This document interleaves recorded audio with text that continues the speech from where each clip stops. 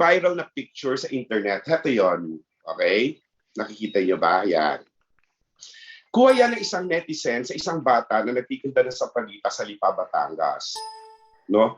Nakakatuwa, no? Nag-aaral siya habang siguro nag-iintay siya lumabas ng mga churchgoers. No? Pero one time, nadatnan din siya, no, nung netizen, yung bata na natutulog. Okay? Ito yung itsura niya. Ayun. Siguro ang aga gumising ng bata, kaya kulang sa tulog, no? But anyway, okay, sorry.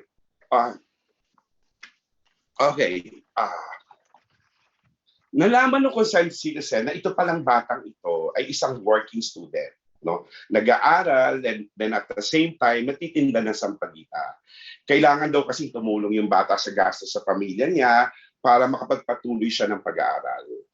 Napakasimpleng picture pero napaka-heartwarming, di ba? Kakatouch. Noong nakita ko talaga ako, oh my God, gano'n. Pero hanga ako sa batang ito. No? Particularly, saludo ako sa kasipagan niya na at a very young age, dalawa ang pinagkakaabalahan niya. Mag-aral, magtinda ng sampagitan. Napakabata. Saludo ako sa kakulitan niya para ipilit sa lahat ng makakasalubong niya na bumili ng sampagita. Ang galing na makapal ang mukha niya na kahit sino ay kaya niyang harapin para alukan ng kalakal niya. Na kahit walang advocacy ang pagtitinda ng sampagita, na iraraos niya ito at a very young age. Well, in many ways, nakaka-relate ako sa batang magsasampagita. Kasi, di ba, working student yung bata. Ako naman, I've been a part-timer at Sunlight. At pinagsasabay-sabay ko ang trabaho ko sa GMA7, sa negosyo ko na salon and spa, ang pagkanta ko sa Polari, at syempre ang Sunlight. No? Nakaka-relate ako sa bata dahil katulad niya, aaminin ko, makapal din ang mukha ko. Okay? Pero lamang ako sa bata dahil walang advocacy yung product niya eh. Kasi ang product na ino-offer natin bursts the most important decision that a person can do in his lifetime. To be protected by having an insurance and to have an awesome retirement. Ganyan po ang mindsetting ko. Hindi ako mahihiya na mag-approach sa isang prospect dahil malinaw sa akin na maganda ang pakay ko sa kanya. Shopee nga sila ng Shopee, bili naman ako ng ano na hindi importante. Pero itong produkto ko, ito ang magsasalba sa buhay niya. No? Tatanggihan ba niya ako? Hindi niya magagawa yon. Yes? I remember, hello? Ayan. I remember yung client ko na editor ng Daily Tribune, ang hirap-hirap mag-schedule ng appointment sa kanya. I'm sure na experience ito yung hirap na pagsiset ng appointment. Parang hindi mo siya mahuli-huli. Pero nung na-corner ko siya, and after my presentation, nag-slow clap siya. No? Sabi niya, winner ang products ng Sunlight, Jonathan. Sana nung parang siya kumuha. Sabi ko naman sa kanya, ikaw kasi itong mahirap kulitin. Ang hirap makipag-set ng appointment sa'yo. Buti ngayon na-corner kita. Okay? To sum it up, tayo bilang mga financial advisors, kaya ba nating tularan ang ginagawa ng batang yan? Okay? May advocacy ang ating produkto na binibenta. We are all equipped with technical gadgets, knowledge, and talent to pursue our career. Tama na yung hiya-hiya na yan. Hindi ka mapapakain yan. Tara na, sayurin natin ng Pilipinas, alok ng alok, makakabenta rin tayo. And with that, that's our picture number 1 being captioned as Sampaguita representing my advocacy and mindsetting. I hope that with that picture, matatandaan nyo yung share ko na una, the first best practice ko. All right? That's my first best practice. Second, my second best practice, it's all about my personal motivation. No? At ikikwento ko ito na ang title ng kwento ko is The Vegar. You know, about 2 months ago, nagkaroon ng COVID ang auntie ko at kailangan ko siyang rasyonan ng food and other items na kailangan niya. Dahil mahirap magpag-grab sa lugar nila at dami nang dadalhin ko sa kanya, I decided na ako na lang ang magdi-deliver. Of course, I observed the safety protocols. Pero ang kwento kong ito nangyari bago ako makarating sa lugar nila sa Caloocan. Na-traffic ako ng sobra sa C3 kasi ginagawa yung bagong highway, yung flyover. Alam mo yun, di ba? Nakahinto talaga ang kotse ko. Tapos, at that point, merong isang babae, sumenya sa akin, she's in her 40s, nakaupo siya, sumenya sa akin, sabi niya ganito, nakikita niyo ba ako?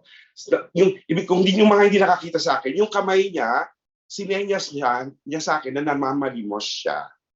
No? Nakapaligid sa kanya ang mga napakaruming mga bata, and I presume anak niya to. Kaya lang tandaan niya nakaupo siya. Kaya hesitant ako magbigay kasi ano yun, sumisenya siya, nakaupo siya, ang layo-layo niya. Siguro mga 3 pa ang layo niya sa akin. So sabi ko, paano yun? I mean, ibabato ko ba ang pera sa kanya? Napaka-unethical naman nun. Naiinis ako kasi hindi nasisiro sa akin ng mga pulube. Parati ako may barya sa kotse ko na nandun sa garapon sa tabi ko para ready kagad na gano'n. Sa loob-loob ko tuloy, ang tamad naman itong babaeng ito. Gusto pa yata akong lumabas ng kotse ko para mag-abot ng pera sa kanya. Samantalang ako na nga itong magbibigay ng limos sa kanya. Gusto ko nga siyang sigawan eh. Sabi ko, gusto ko sabihin, kaya ka naging pulube kasi tamad ka. Pero syempre, hindi ko naman ginawa yun. Di ba, mapaaway pa ako ron. To cut the story short, okay, gusto ko siyang bigyan pero hindi ko siya nalimusan. Nung tumakbo ang traffic, tumakbo na rin ang isip ko. Sabi ko, ay, siguro ganun din ang Panginoon. Gusto niya tayong tulungan, pero tumatayo ba tayo para abutin ang biyaya niya? Dasal ka lang ng dasal, nabigyan ka ng maraming kliyente ni Lord, pero hindi ka naman nagpo-prospecting. Kulang na lang magtampo ka sa Diyos dahil matungal ang benta mo, pero hindi ka naman tumatayo para magtawag ng prospect o mag-client call. Siguro yung unang po mag-Netflix o hilata sa bahay. Ganyan po ang personal motivation ko. I have a strong faith. At alam na alam kong may magandang plano ang Panginoon sa akin. Alam kong pupuspusin niya ako ng biyaya. Pero hindi naman pwedeng bumaba ang Diyos mula sa langit para siya ang mag-client call para sa akin. Ako ang dapat gumawa nun. Alam niyo yun, ako po yung tao na nai-insecure na wala akong naging activity for the day for Sunlight. Kahit Sunday or holiday, nagtatrabaho ako. Minsan, sasabihin, John, Sunday ngayon, nag-work ka. John, holiday, ano ka ba? Basta dapat may activity ako. 3, 4, hanggang 7 na activities para sa Sunlight. And I pray 3 times a day. At sapat na yan para sa akin na ang Diyos na ang bahalang humipo sa lahat ng mga katransaksyon ko.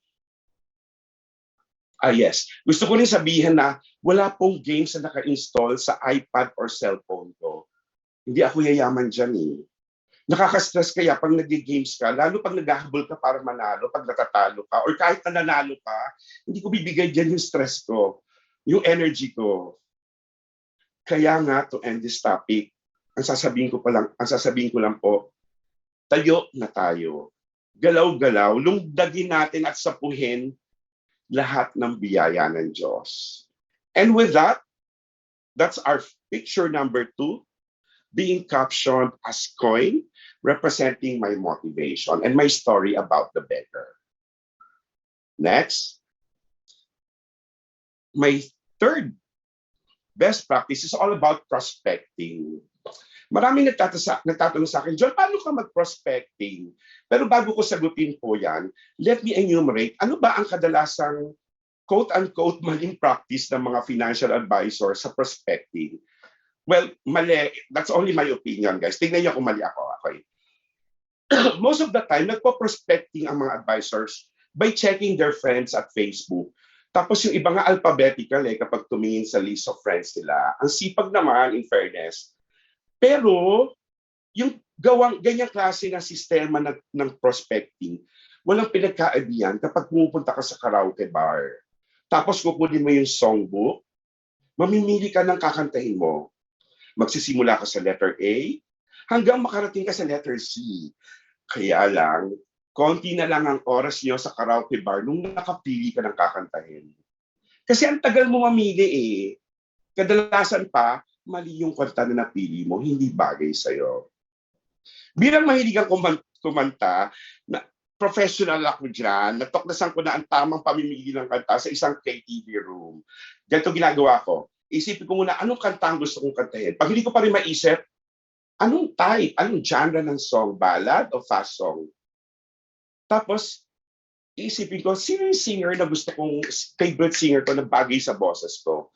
And saka pa lang ako, titingin sa songbook using those categories na na-filter ko na. And I guarantee you, makakarami ka ng kakantahin.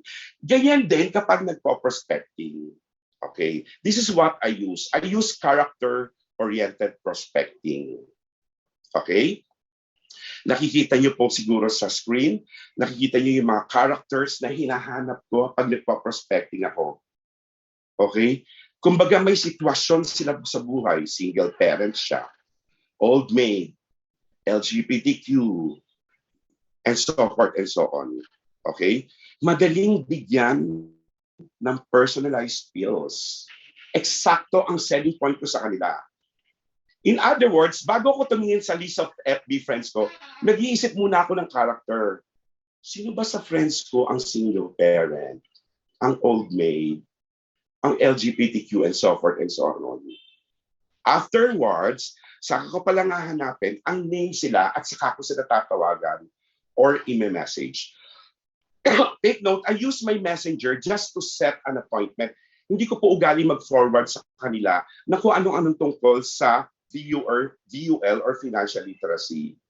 Kasi alam ko, hindi naman nila babasahin yun eh. Kayo ba, nagbabasa ba kayo ng mga forwarded messages?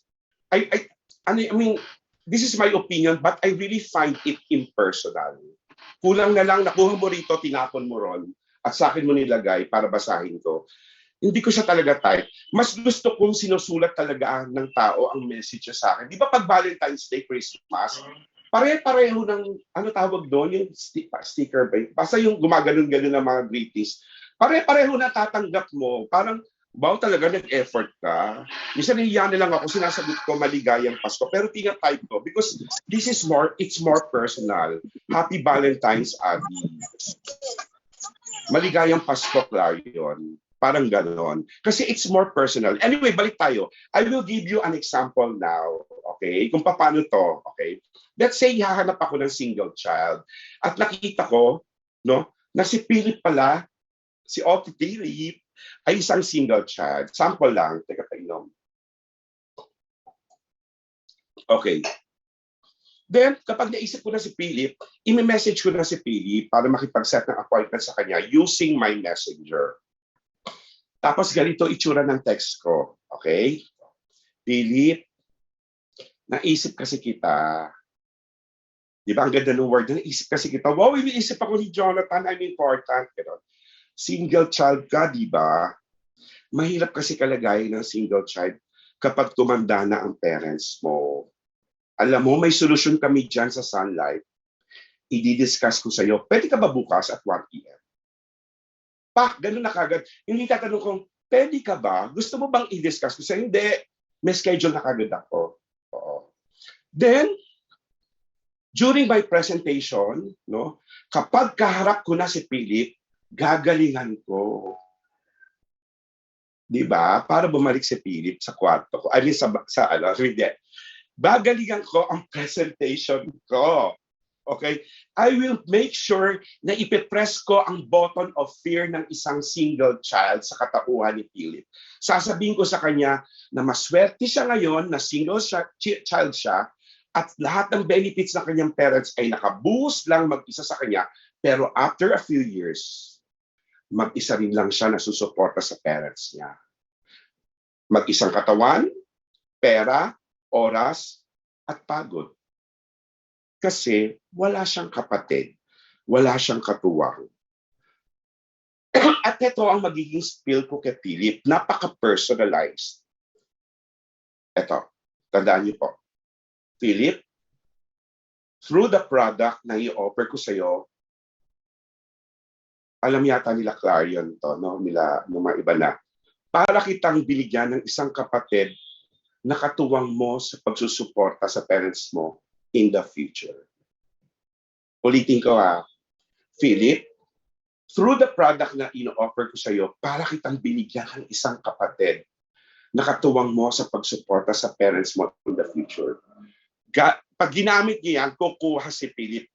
Kasi yan ang insecurity niya. Oo nga, pagtanda ko, no, mag-isang katawan, mag-isang bulsa, mag-isang oras. Okay. To summarize this, huwag tayong bara-bara kapag nagpa-prospecting. Dapat may personal na rason kung bakit kukuha sa iyo ang isang kliyente. Kasi yung personal reason na yon ang pangahawakan niya para maglabas ng pera at yakapin ang produktong ino-offer natin. And that's our picture number 3, being captioned a single child for the topic prospecting. Okay, next. We'll now move on with my 4th best practice. Okay. I am now to discuss how I do my sales presentation. Okay.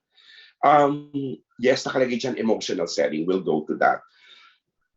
I would say, nga pala, bago ko umpisan tong 4th best practice ko, gusto kong pasalamatan si Dode Cruz at si SM Jerome Saitono for supporting me all through this journey sa Sale. Baka makalimutan ko lang. Kanina kasi pinalalabas yung My Korean Jagia, yung Sahaya, tsaka yung isa pa. Sobrang laki ng utang na loob ko kay Dode bilang siya yung consultant ko siya yung boss ko sa GMA na tumutulong sa akin mag-develop ng mga ganung kwento. Dode, I love you so much. Kahit binubuli mo ako parate at gumagantay ko ng pambubuli sa iyo. Love you too, John. I love you, I love you, Jerome. I love you basta I love you both. Okay. Love you too. Yeah. Okay. I would say na medyo kakaiba po ang ako mag-present sa client. Alam yan ni Jerome at ni Dode, no? Kasi compared sa ibang advisors, ibang-iba po ang presentation ko. I devised my own presentation. Alam nyo, I was quoted May 2017. Siguro nung May, June, July, gumawa ako ng sarili kong presentation. Ibang-iba po. I would say na 80% different from the usual presentation of our fellow advisors. Ito po kasi ang observation ko, no? Opinion ko lang po ito. I may be wrong. Napasin ko po kasi na napakaraming advisors. Ang parang teacher kapag nagpe-present sa sales presentation, parang lecture type. No? Kasi po malaki ang possibility pag gano'n na mabombard ang clients with technical jargons na ang resulta tuloy ay information overload on the part of the client. Tapos, napansin ko rin na kung saan pinupuntahan ng presentation. Yung bang tipong hindi matahi yung mga topics na binubuksan. No? Kaya kalat-kalat, hindi organized, hindi natatahi, walang connection sa bawat isa. Kaya tuloy bumibitaw na yung interest ng client kasi hindi niya masustain yung interest ng client. Maya-maya nagte-text na si client, maya-maya sasabihin ng client, sige, I'll take it over. Kasi naguluhan si client hindi niya nakapitan yung presentation. No, hindi ko po sinasabi na tama ako, pero baka lang po may matutunan kayong kung paano ako mag-present. No? Una sa lahat, hindi ako technical sa client. Si Julian nga minsan, umattend sa presentation ko, sabi niya, John, pwede pala yung presentation na gano'n, no? Walang technicalities na binabanggit. No? Kung magbanggit man po ako ng terminologies natin dito sa Sun Life or sa insurance business, i-define ko po yon in a layman's term. Kasi ang goal number 1 ko, hindi mag-nosebleed yung client na kaharap ko. Secondly, I make sure nakasali ang client sa presentation ko. It's a journey, hindi lang ako, kundi siya ang bida rito. No? I ask them emotional questions. Kasi goal number 2 ko naman is maging emotional si client. Kailangan maiyak siya, kaya kailangan maantig siya. No? Para habang umiiyak or emotional siya, saka ko siya papipirmahin ng proposal at sisingilin ng premium. Kasi my point is, sabi nga nila, Kapag emotional ang tao, mas madali siyang umuko sa i-offer sa kanya. In other words, emotional selling ang tipo ng presentation ko sa client. Siguro tatanungin niyo, John, paano yun? Ganito ang framework ng presentation ko po. Okay, yan, ganito po. The client are the storytellers. Kwento nila, pakikinggan ko yan. You know? Her life is the story. No? Then, ako bilang advisor is just an audience. At mula sa ikikwento sa akin ng kliyente ko, ina-identify ko yung conflict. Single child si Philip. Ang mga anak nito, mga hindi nagbibigay sa magulang. Yung gano'n, mga walang pakialam, mga self-entitled. So pag tumanda tong si kliyente ko, problema niya, sino mag-aalaga sa kanya. And from the conflict na nakita ko, I will offer a resolution. I will offer our product. So from the very start of the presentation, I established a good rapport sa client para mas madali sa kanya mag-open up sa akin. And for the client to easily open up, I ask her questions like this. Tandaan niyo po. Number one, sino ba nandito? Noel, ano kaya ang itsura ng retirement mo a few years from now? Ilang taon ka by that time? So you want to retire pag 60 ka. Saan ka nakatira? Sino kasama mo? Paano ang mga basic needs mo? Nag-abroad-abroad ka ba? Ano itsura? Naisip mo na ba ito, Noel? So in other words, ano ang itsura ng retirement mo a few years from now? That's the first question. So tatakbo isip niya. Minsan may mga tao, Jonathan, alam mo, inisip ko na yan, pero ayokong sagutin. Bakit? Kasi wala akong sagot eh. Ganun ba? Number 2 question, sino kaya ang mag-aalaga sa iyo kapag matanda ka na? Lalo na yung bang, naku, mag-grocery, mahihiluhin yan, hindi pwede, dapat may kasama. Ay, magpapadoktor, dapat samahan. Ay, dapat, baka hindi na humihinga. Yung gano'n, yung talaga may edad ka na, who will do that for you? Alam mo, may mga sagot dyan ng mga may anak, sasabihin nila, naku, sa mga anak ko naman, hindi ko naman alam kung sino mag-aalaga dyan sa akin. Pero ang dami mong anak, 5 yung pinag-aral mo. Siguro yung isa, pero hindi ako sure. Yung mga single naman talagang walang masabi. Sabi ko, ay, ang single pala, tsaka ang married, na may mga anak, it's a tie pagdating sa question na to. Sabi, tapos, ang ganda ng question ni Sherman, nung na last time nag-NDRT Drive Friday, ay, hindi pa yung isa pa. Sabi niya, para saan lahat ba itong paghihirap mo? Pagtatrabaho mo, para saan yan? Ang gandang questions. Tapos, pag tinanong mo yan yung kliyente, pag tinanong ko siya, ikaw ba pinag-isipan mo na yung mga tanong na yan? Minsan ba sumagi sa isip mo at sinagot mo yan? Sabi niya, oo, kaya lang takot na takot ako dyan. So, pwede kong sabihin na problema mo yan talaga, oo, kaya ayokong harapin. Pwede ba, Noel? I-confront natin once and for all ang sagot sa tanong na ito. Kasi malapit na eh. Ang bilis ng oras. Maya-maya lang 60 ka na. Si Kay John, naku, minsan pag ganyan pa lang, dyan pa lang, gusto nang pumirma ng client. Kasi nga emotional siya. Alam nyo, napakasimple na mga questions na yan, but believe me, it will solicit a lot of emotions from your client. Habang sinasagot niya yan, pwede mo nang sundutin yung client para lalo siyang ma-insecure, matakot, at lalo sa lahat, magmadali para kumuha na kagad sa'yo. I-magnify mo ang problema niya. At kapag emotional na si client, saka mo palang ipapaliwanag ang benefits ng product. Ito ang kasagutan ng problema mo. VUL, Maxining Prime. Alam mo bakit? Kasi blah, blah, blah, blah. Sige, gusto ko yan, gusto ko yan. Okay? And, okay. Pwede nyo nang ipasok din yung linya natin kanina sa picture number 3. Ano yun na, Noel, through this product, para kang binigyan ng isa pang anak na unconditionally ay tutulong sa iyo financially sa panahon na matanda ka na at wala ka ng income.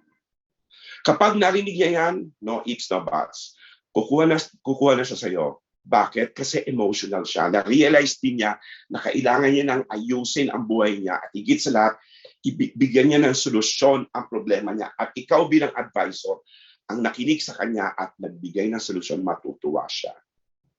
Okay? Kaya guys, suggestion ko lang, dagdagan nyo ng passion ang presentation nyo. Kung ano man ang presentation meron kayo ngayon, make it an emotional selling. Dahil para sa akin, ang effective selling is something that comes from the heart. And that's our picture number 4, being captioned as Crying Lady. It's all about sales presentation, and it's an emotional selling type of presentation. Now, for my 5th best practice, it's all about managing rejections. How do I stay positive when things get wrong? Okay. Yes, of course, nare-reject din po ako. May mga hindi ako nako-close. Modestly aside, ang bating average ko, okay, mayayabangan sa akin, please. 9 out of 10. Gusto ko siguro dahil tama ang prospecting ko, siguro dahil emotional selling ang ginagamit ko, at siguro swak yung product na offer ko sa need ng client, kaya siguro mataas yung batting average ko. Pero very bad ako guys yung sabi ko na yung weakness sa pagsaset ng appointment, kasi ako yung baka nga totoo yung sinasabi niya na busy siya, yung gano'n ako. Pero Diyos ko, baka ang batting average ko ron 2 out of 10. You know? Pero anyway, I must admit, ang pinakamahirap na part sa atin, yung pagsaset naman talaga ng appointment. Napakadali kasi para sa isang kliyente ang magdahilan na hindi siya available kasi alam niya, bebentahan ko siya. Kaya kadalasan, ina-ambush ko ang client. Kapag nagkita kami, wala nang setting of appointment, dito ka, 30 minutes lang to, kahit 1 hour yung presentation ko. Or sometimes, kinukonfront ko as a sitwasyon, lalo na kapag sininzone lang ako. Ganito ginagawa ko, mini-message ko siya. Sabi ko, ikaw Grace Yang dati kapag tinext kita, niyaya kita, payag ka kagad, labas kagad tayo on the same night. Ngayon, porque alam mong taga-sunlight na ako, iwas ka ng iwas Tapos ginagayan ko siya. Pagbigyan mo naman ako, no commitment, makinig ka lang please. Gumagano'n talaga ako. Pagbigyan mo ko, makinig ka lang please. Kapag tinext ko siya ng ganyan, natatawa sila at pumapayag na. Minsan may sagot pa sila na, no commitment sa Jonathan Siyempre ang sagot ko, oo. Pero siyempre, kapag nag-present na ako sa kanya, gagalingan ko talaga, makakalimutan niya na yung no commitment na sinabi ko sa kanya. Kasi nga, maganda naman ang products natin. Kailangan lang nila marinig at maipaliwanag sa kanila. Kaya naman sila umiiwas, hindi na alam kung gaano kaganda produkto natin eh. Kaya yung napaka-magic talaga ng setting of an appointment. Sana may kurso dyan para ma-master ko yan. Okay? Kaya siyempre, kapag nare-reject pa rin ako, medyo may kalabit sa akin yon. Tao lang pero saglit lang yung sakit. Bakit saglit lang? Sasagutin ko na yan now by using this picture, which is pizza pie. Okay? Alam niyo, napakarami ko kilalang advisors na ang dali-dali mas nasasaktan kapag nare-reject sila ng client. Yun bang hindi makamove on? Tapos wasak na wasak kagad, hindi raw sila magaling, tapos sasabihin nila na hindi yata para sa kanila itong sunlight, hanggang ayaw na magbenta, hindi nagpaparamdam sa unit manager nila. Yung ganon, ganito kasi ang konsepto ng pizza pie, guys. Okay? Napansin nyo ba na napakalaki ng commission natin? Alam niyo, nung bago ako sa sunlight, talaga nagulat ako nung sinabi sa akin ni Dote, si John ang nag-compute ng commission ko kasi sabi ko, teka, wag po ako information overload, Dote. Ayoko mo lang isipin ng commission nung kinumpute ni Dote. John, ito commission mo dyan sa na-close mong 3. Ha? Bakit? Nalaman ko, 45% yung commission ang AC natin sa Maximum Prime. Grabe, talagang ginanahan talaga ako magbenta sa laki ng commission. Pero alam niyo ba kung bakit malaki ang commission natin? Kasi ganito. That pizza represents our commission. Ibang slices meron yan. 8 slices normally. Pero every slice of that pizza or of our commission for that matter is intended for a particular allocation. First slice, Siguro para yun sa family mo. Sabi na Sun Life, hanap ako rito. Denise and Camille Bedua, kayo nakikita ko rito. Magsuporta ka sa pamilya mo. That's for the first slice. Bigyan mo ang parents mo. No? Second slice, Madonna, bumili ka ng damit, accessories, bag, makeup, para presentable ka sa client. Third slice, ay, teka lang po. Sandali, maglo-load back yung, sandali lang po. Ayan. So, Wow. Grabe sa'yo na live, ano, eh. no? Oo, ganun kasi talaga pag live. Pero Si actually, Jeric ba nandyan? oo, nandyan. Kaya lang medyo nadidisconnect daw talaga siya. Yung Pero, ano, yun nga, habang kinukuha ni UM Jonathan yung charger niya.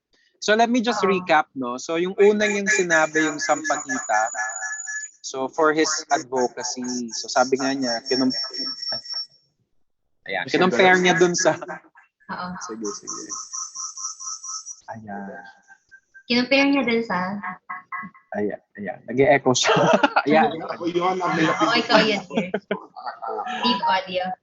Alright, so kinumpare niya dun sa Sampaguita boy, di ba? Kasi nga parang, bakit ka nga naman mahihiya? Tayo nga, yung ino-offer natin, sobrang ganda. Hindi kagaya nung Sampaguita boy na parang wala naman talagang masasabing advocacy, kundi para mabuhay lang siya, pero nag-o-offer siya, di ba? Tapos yung pangalawang minention niya, yung coin. Yes. Which is, yun yung activity niya. So parang hindi siya pumapayag na sa isang araw, wala siyang activity. Kailangan meron siyang ginagawa talaga para magkaroon ng mga bagong clients. Yung third na na-mention niya, yung only child or yung prospecting niya. Personalized messages. So gumawa siya ng parang meron siyang casting board, parang casting director siya. Pinipili niya na sino yung kukontakin niya and then sa kanya lalagyan ng names. And then yung last na na-mention niya bago siya nag-take ng konting break is yung pizza pie. Yung managing yung rejections. Kasi parang sinasabi niya nga niya, kada slice ng pizza na yan represents yung commission natin. And maybe yung isang slice na to is particularly para dun sa isang purpose or para sa isang tao sa buhay niya. Ayan. So, alright. UM Jonathan, okay ka na? Thank you. Ang galing naman. Sige. Take it away. Okay. Yung third slice siguro it's for your bills or overhead expenses. Oy, Grace Yang, bayaran mo yung mga utilities mo para hindi ka maputulan ng internet, ng ilaw, ng tubig, ng renta, ng bahay. Bayaran mo yan.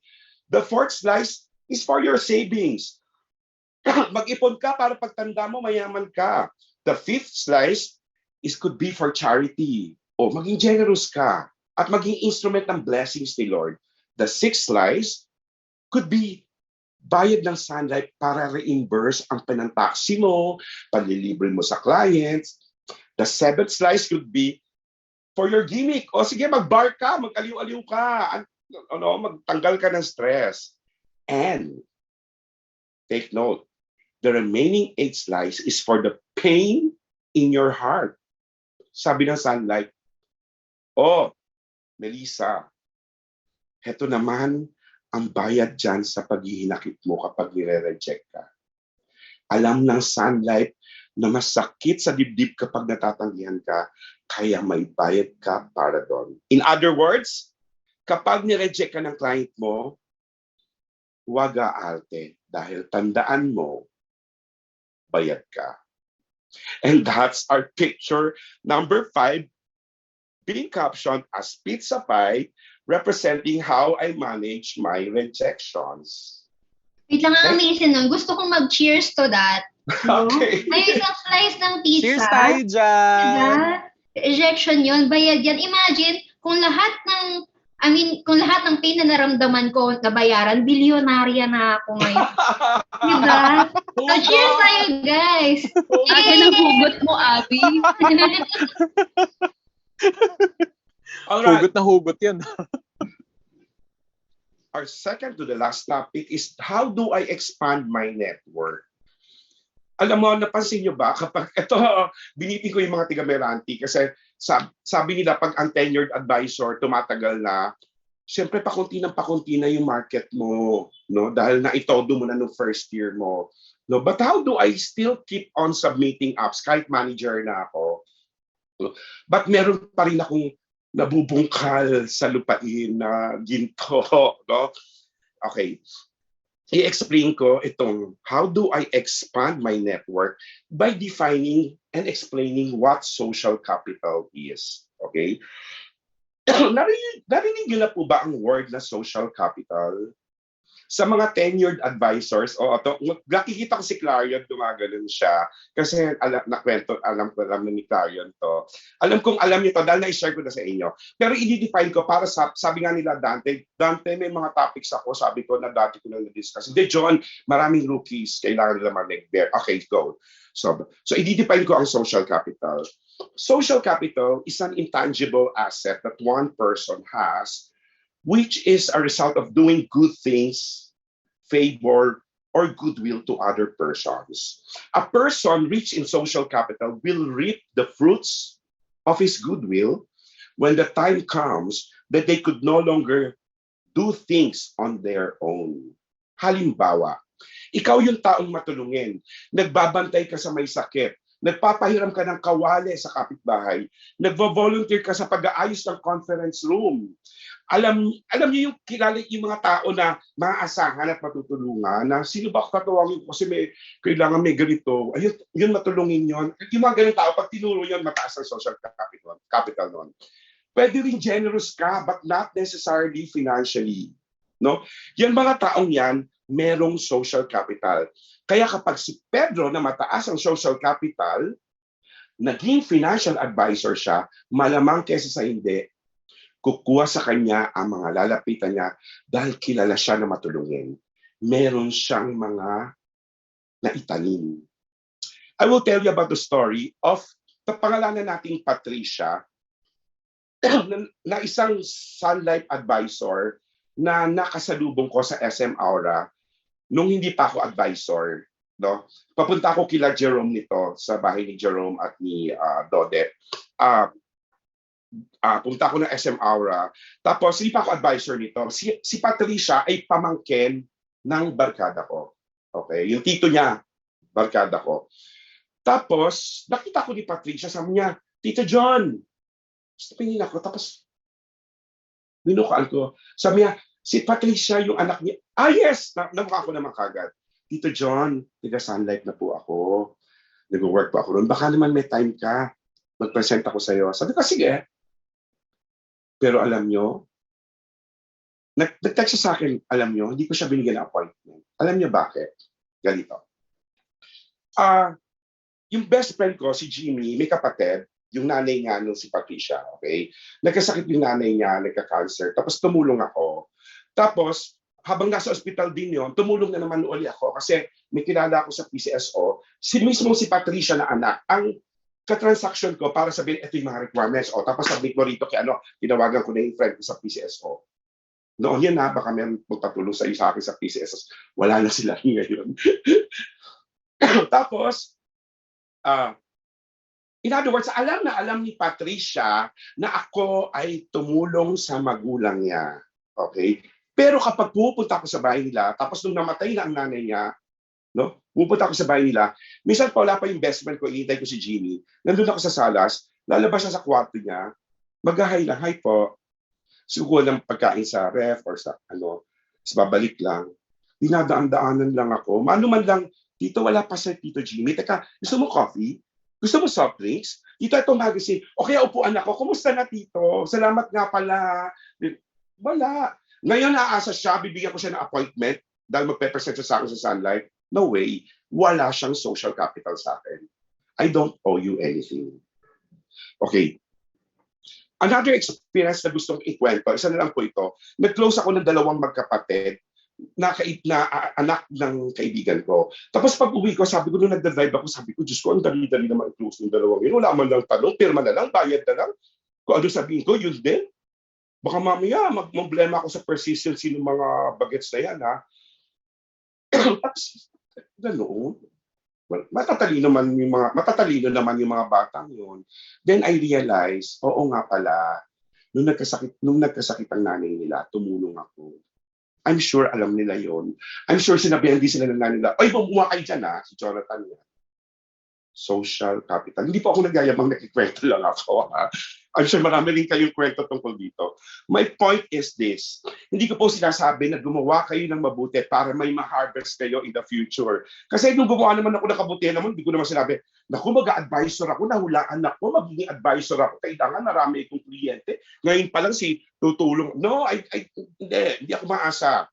Ang sinasabi ko lang po ay maging sensitive tayo sa pangangailangan ng mga nakapaligid sa atin. Let's be cheerful. Let's be friendly. Let's cooperate. Let's practice generosity. Hayaan natin maging instrumento tayo ng biyaya ng Diyos. And everything will just follow. That's our picture number 6, being captioned as helping hand, representing how I expand my network through that magic word, social capital. My next topic, which is my last topic, it's about high network client. Siguro marami nagsasabi sa inyo na marami sa inyo na gustong marinig ang topic na ito. Kasi ito naman ang gustong-gusto natin lahat ma-close, di ba? Big case. Alam natin na napakalaking big bagay ng big cases sa ating mga advisor. Kasi yan ang jackpot sa trabaho natin. Kapag kasi puro maliliit ang cases natin, sobrang matrabaho in the sense na pareho lang naman ang effort ng isang 20,000 AC at isang 200,000 AC. Gets you po ba? Kasi we spend the same hours in setting appointment, presentation, and the same effort, pero di hamak na mas mataas ang AC sa big cases. Kaya mahalaga sa atin ang big case. Pero siguro, ang susunod yung sasabihin sa akin na, John, ang hirap naman makakuha ng big case. Kasi wala raw silang mayayaman na friends. Or nai-intimidate sila na mag-present sa rich people. Or hindi sila confident kung paano mag-approach sa mayayaman. Paano ko sila tuturuan ng financial literacy? Di hamak naman ang yaman nila, ang hirap-hirap ko. Sasabihin nila, ako, tuturuan mo? Ikaw? Yun yung feeling di ba? Sasagutin ko lahat yan. Okay. Una sa lahat, yes, meron nga akong mga mayayaman na friends. Pero hindi dahil sa mayaman ako. Hindi lang ako kasi ako nai-intimidate sa kanila. Sabi ko nga sa inyo, makapal mukha ako. Or pwede rin dahil mataas ang social capital ko. Kaya sikat ako sa kanila. No? Alam nila, modesty aside, na maayos naman ako at marunong akong makisama. Yun naman kasi ang gusto ng mayayaman. Hindi sila tumitingin sa stature mo sa buhay. No, hindi kayo na mayayaman. Ang mayayaman masama, ang mahihirap, mababait. Hindi totoo yun. Yun naman, hindi sila tumitingin sa stature mo. Ang tinitingnan nila kung mabuti ka pang tao, kung honest ka, at masarap kasama. Note yung masarap kasama. Kasi ang hirap-hirap ng buhay ng mayayaman. They're very busy, malungkot ang buhay na. Tapos ikaw ang tatawagin nila, malungkot ka kaya kasama. Siyempre ang tatawagin nila, masarap kasama. Okay? Ang tanong ko lang muna, mabuting tao ka ba? Honest ka ba? Masarap ka bang kasama o pabigat ka? Example ng pabigat or killjoy, no? O hindi masarap kasama, ganito. Napanood niyo ba yung TikTok na yung wedding entourage, nagti-TikTok silang ganon, kada pasok. Tango nga kayo para makita ko. Ay, walang tumatango. Ayun, tumango yung iba. Okay. Di ba? Napansin nyo naman, mas marami yung awkward mag-TikTok na hindi ginagalingan kaysa sa mga ginagalingan. Siguro parang kung, let's say, 7 yung entourage, 2 lang yung magaling, 5. Pangit. Okay? No? Sayang tuloy yung, sabi ko, habang nanonood ako sila, sayang naman yung oras ko rito. Pinipilit kong panoorin yung hindi man lang nila maigalaw yung kamay at paa nila, yung bewang nila. Parang, talaga? No? Sa loob-loob ko, Diyos ko, pag ni-rewind yan, I mean, in the future, pinanood mo ang sarili mo after 10 years at 20, sabi mo, my God, nakakahiya. Mukha akong syungaro, parang gano'n. My point is, paano ka magiging popular or tatatak sa mga tao kung sa simpleng ilang segundo na magti-TikTok ka o magsasayaw ka, nagmukha kang eng-eng sa pagti-TikTok, you will be one forgettable person na hindi tatatak sa mapa ng Pilipinas at sa memorya ng kahit sino kasama na dyan ang mayayaman. Kasi ayaw mong galingan. Ayaw mong galingan yung doon sa pagkakataon na magsha-shine ka. Well, alam ko may mga taong mahiyain. Alam ko yon. Pero saan ka dadalhin ba yan? Sa pagkagutom? Mabuti pa yung sampagita vendor. No? Kahit sino ina-approach. Alam ko rin may mga taong matitigas ang katawan at hindi talent ang pagsasayaw. Pero ano ba yung igalaw mo ang bewang mo at kamay mo kahit pangit ka gumalaw? Pero papalakpakan ka pa rin kasi may effort ka para maging masaya yung event. Nakikita yung kooperasyon mo. No? Diyan pa lang makikita mo sino ang mabigat kasama. Kaya hindi sila nilalapitan ng mga taong nakapaligid sa kanya. Hindi sila life of the party. Hindi sila kawalan. Tapos sasabihin natin na nai-intimidate ako mag-approach sa mga mayayaman. Iba ka kasi, hindi ka naman kasi magaang kasama. Wala kang kino-contribute para sumaya ang okasyon. Audience ka lang parati. Kung tutusin, madaling maging kaibigan ng mayayaman. Kaya lang sila mukhang busy or mailap kasi busy sila eh. You know, I mean, pero once na-discover ka nila na masaya kang kasama, ikaw ang una nilang tatawagan kapag gusto nilang mag-relax.